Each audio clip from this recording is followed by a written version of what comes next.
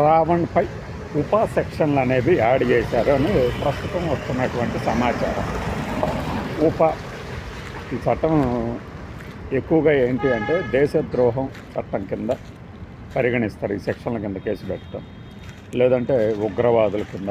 గతంలో ఏంటంటే ఈ ఉపా చట్టం కింద అరెస్ట్ చేసినప్పుడు లేదంటేనేమో అసలు ఈ సెక్షన్లు ఎప్పుడు వర్తింపజేసేవాళ్ళు అంటే ఉగ్రవాద సంస్థలకి మాత్రమే. తర్వాత ఒక 7 ఏళ్ల క్రితం 2019లో అనుకుంటా దీనికి ఒక సవరణ చేసి ఈ సెక్షన్ నమోదైన తర్వాత అందుకింద వ్యక్తులను కూడా ఉగ్రవాదులుగా ప్రకటించవచ్చు. ఉపాలోనే 39th సెక్షన్ ఇప్పుడు ఈ రావణ్ మీద పెట్టినట్లు తెలుస్తోంది. ఈ సెక్షన్ కింద కేసు నమోదు చేసినంత మాత్రం నిజంగా అతను దేశద్రోహం చేశాడా లేదా అనేది ప్రపంచంలో ఉన్న అందరు తెలుగు వాళ్ళకి తెలుసు. కానీ ఈ విషయం గురించి మాట్లాడుకునే వాళ్ళకి మనకి విషయం ఏంటంటే నిన్న మొన్నటిదాకా పవన్ కళ్యాణ్ మీద అనుచిత వ్యాఖ్యల కేసుల్లో అని మాట్లాడారు. ఇప్పుడు ఈ అనుచిత వ్యాఖ్యలు ఏమిటి, ఏం మాట్లాడాడు? పవన్ కళ్యాణ్ని విమర్శించటం దేశద్రోహం కింద వస్తుందా? రాదు. ఏ మనిషిని దూషించటం కూడా దేశద్రోహం కిందకి రాదు, రాజద్రోహం కిందకి రాదు. బట్ ఏవి వస్తాయి? ఈ దేశానికి వ్యతిరేకంగా మాట్లాడటం, దేశానికి వ్యతిరేకంగా అల్లర్లు జరిగేలాగా ప్రోత్సహించటం, కుట్రలు చేయటం, కుట్రలు చేసిన వాళ్ళతో కలిసిపోవటం, లేదు కుట్రలు చేసిన వాళ్ళకి సాయపడటం, ఈవెన్ అలాంటి కుట్రలకు పాల్పడిన వాళ్ళకి ఒక టీ ఇచ్చిన, ఆహారం సమకూర్చిన, రవాణా సాధనాలు సమకూర్చిన, అవన్నీ కూడా ఈ సెక్షన్ కిందకు వస్తాయి. బట్ ఈయన మీద పెట్టినటువంటి ఈ 36 ఏళ్ల బచ్చలకూరి జోసెఫ్ మీద పెట్టినటువంటి కేసు తాలూకు ఎవిడెన్స్ కూడా చూపించగలిగి ఉండాలి కోర్టు ముందు. ఊరికనే నేను సెక్షను నమోదు చేశాను అంటే కుదరదు. అలానా అసలు అందులోనూ ఈ దేశంలో దేశద్రోహ చట్టాలు, రాజద్రోహ చట్టాలని తీసేయండి అని 2021 ఆ సమయంలోనే సుప్రీంకోర్టు చెప్పినట్టు గుర్తు. మరి అయినా కూడా పెట్టారు అంటే పర్లేదు. దాని గురించి లీగల్ టీములు చూసుకోవాలి. ఎవరి మీద ఇలాంటి కేసులు పెడితే వాటి మీద ఎలా వాదించాలి, అవుట్కమ్ ఏంటి, వాళ్ళు ఆరోపించినటువంటి ఆధారాలు, ఏ ఆధారాలు చూపించి ఆరోపించారు, ఇలాంటివన్నీ కోర్టులో ప్రొసీడింగ్స్ ద్వారా తెలుస్తాయి. అంటే నిన్న మొన్నటి దాకేమో పెట్టిన 4-5 కేసుల్లో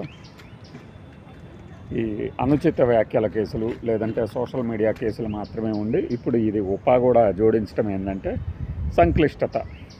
ఇతరుని మేము వదిలిపెట్టము అని కొంతమంది మాట్లాడినట్టున్నారు. అలానే నిన్న ఒక బాధ్యత కలిగిన వ్యక్తి మనం లైవ్లో చెప్పినట్టు ఆయన ఏదో ప్రకాష్ రాజ్కి ఇతను డైరెక్షన్ ఇస్తాడు అని.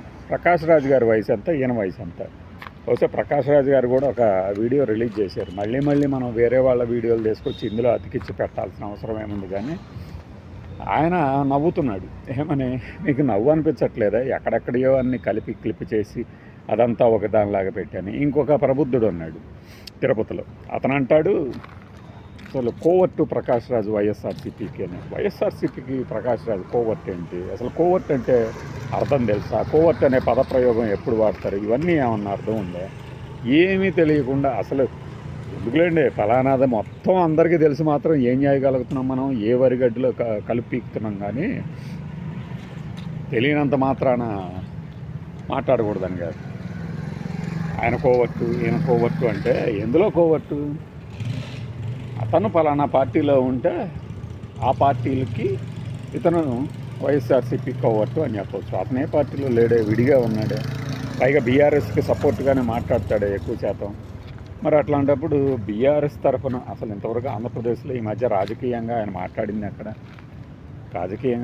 ఎక్కడ? ఒక్క రావణ విషయంలోనే మాట్లాడుతున్నాడు. ఆయన ఏమని మాట్లాడుతున్నాడు? ఇది ప్రశ్నించే వాళ్ళ గొంతు నొక్కటమే అని. ఎక్కడెక్కడియో క్లిప్పులన్నీ కలిపి, నిజంగానే కనుక క్లిప్పు నిజమైతే విషయం ఎలా ఉండేది కాదు. చాలా తీవ్రంగా అరెస్టులు జరిగాయి. అది ఏది లేదు. ఇప్పుడు అంబటి రాంబాబు గారు ఆ సాయికృష్ణ కేసులో అంత చెలరేగిపోవటానికి కారణం అక్కడ నిజంగానే హత్య జరిగింది అని తెలియటం. అలానే ఇది కూడా. అయితే చట్టం ముందు అందరూ సమానలే, కాస్త ఎక్కువ సమానం తక్కువ సమానంలాగా జడ్జి గారి ముందు వీళ్ళు ఏం ప్రొడ్యూస్ చేస్తారు, ప్రొడ్యూస్ చేసిన దాని తాలూకు వాదనలు ఎలా ఉంటాయి, దాని మీద ఆయన రిమాండ్కి పంపిస్తారా లేదా, లాయర్గా జడ శ్రవణ్ కుమార్ గారు ఏం చేయబోతున్నారు. ఇప్పుడు ఆయన పేరు ప్రఖ్యాతులు చూడండి, అది ఎంత చిన్న పాటిపైనా కూడా వరుసగా ప్రభుత్వం కక్ష కట్టినట్టు ఇతని మీద కేసులు పెడుతూ ఉంటే బెయిల్ వచ్చేలాగా చేస్తున్నారు, లేదంటే కనీసం రిమాండ్కి కూడా పంపించకుండా చేయగలుగుతున్నారంటే ఆయన పేరు ప్రతిష్టలు పెరిగినాయి. ఈ క్రమంలో చూసినప్పుడు మన వీడియోల్లో ఒకసారి చెప్పాం, హైకోర్టే స్పష్టంగా ప్రతి జిల్లా జడ్జిలకి క్లియర్ కట్ మెసేజ్లు పంపించింది. ఐటీ యాక్ట్లో ఉంది, ఏదన్నా అడ్డం పెట్టుకున్నా, సోషల్ మీడియాలోని వ్యాఖ్యల గురించి ఏదైనా కేసులు పెట్టినా కూడా ముందు 41A ప్రకారం నోటీసులు ఇవ్వాలి, ఆ తర్వాతే విచారణకు పిలవాలి, ఆ తర్వాతే అరెస్టులు అనేవి జరగాలి అని. ఈ 4-5 కేసుల్లో అది జరిగింది, అందుకే బెయిల్ రాలేదు. కొత్త సెక్షన్ జోడించడం వల్ల ఏమన్నా అదనంగా బలమైన చేకూరుస్తుందా ఏది కంప్లైంట్ చేసిన వాళ్ళకి అంటే నాకు తెలిసినంతవరకు లేదు. ఎందుకంటే నోటీస్ ఇవ్వాలి కదా, జస్ట్ లైక్ దట్ ఆయన ఆరోపించాడు అనగానే విచారణ చేయకుండానే ఆ సెక్షన్ కింద కేసు నమోదు చేసేసి తీసుకొచ్చేసాము అంటే ఎలా. దానికి తోడు మీకు ఈ సెక్షన్ల తాలూకు సంక్లిష్టత అంటే కాంప్లెక్సిటీ ఏంటంటే, ఈ సెక్షన్ ప్రకారం మనం బెయిల్ కూడా ఇవ్వాల్సిన అవసరం ఉండదు, అలానే ఎఫ్ఐఆర్ కూడా వేయాల్సిన అవసరం ఉండదు 6 నెలల దాకా, అరెస్ట్ కూడా చేసుకోవచ్చు. ఇవన్నీ ఈ సెక్షన్ కింద ఉన్న వెసులుబాటు కావడంతో పోలీసులు ఈ తరహా సెక్షన్లు పెట్టారు అంటున్నారు. కానీ నిరూపించాలి కదా, కోర్టు దగ్గరికి తీసుకెళ్తున్నప్పుడు, కోర్టులో ప్రొడ్యూస్ చేస్తున్నప్పుడు నిరూపించాలి కదా. ఉపా కింద అరెస్ట్ చేస్తున్నాం అనగానే ఏంటి ఆధారం ఏంటి, మీకు నోటీసులు ఇచ్చారా, విచారించారా, జస్ట్ ఎన్ని గంటల క్రితం కేసు నమోదైంది, కేసు నమోదైన టైం కూడా అవసరం కదా. అలా అయ్యి అవగానే ఇలా ఎలా వెంటబడ్డారు మీరు? ఉగ్రవాదుల మీద, ఈ దేశంలోని పౌరుల మీద ఈ చట్టాన్ని ప్రయోగించాలంటే మీకు తగినటువంటి ఆధారాలు ఉండాలి, సాక్ష్యాలు ఉండాలి, లేదంటే వ్యక్తి స్వేచ్ఛని హరించడానికి కోర్టులు ఒప్పుకోవు అనేది తెలిసిందే. నేను రాత్రి చెప్పాను, మీకు ఉదయం కూడా చెప్పినట్టున్నాను, తొందరలోనే హైకోర్టును తడతారు. ఎన్ని కేసులు అన్నీ ఎలా చూస్తారు, అన్నీ ఒకే తరహా కేసులు కదా, కేవలం కక్ష సాధింపు, దానికి మీరు అంగీకరించవద్దు, నా హక్కుని హరించకుండా చూడండి అని హైకోర్టులో వేస్తాడు. కరెక్ట్గా అలానే జరిగింది కదా హైకోర్టులో.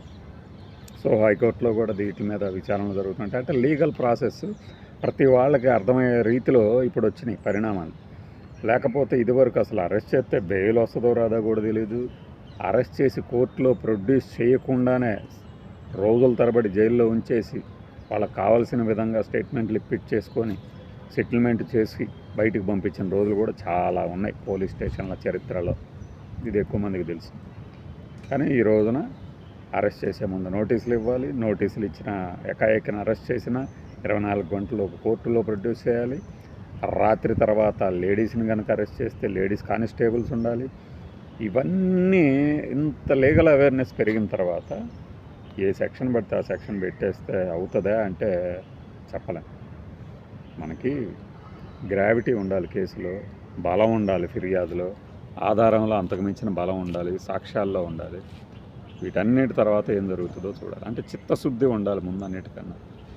కేవలం మనం ఒక వెండెట్ట ఏమంటారు దీన్ని, రివెంజ్ పాలిటిక్స్ కోసమే అన్నట్లు, పైగా వాళ్ళ వైఫ్ కూడా మాట్లాడినట్టున్నారు. ఇవన్నీ చూస్తున్నప్పుడు ఏంటంటే సాధారణంగా సోషల్ మీడియాలో ఎక్కువ గడిపే వాళ్ళకి ఇంట్రెస్ట్ ఏం జరుగుతుంది, ఈ కేసులో ఏం జరగబోతుందని చూద్దాం.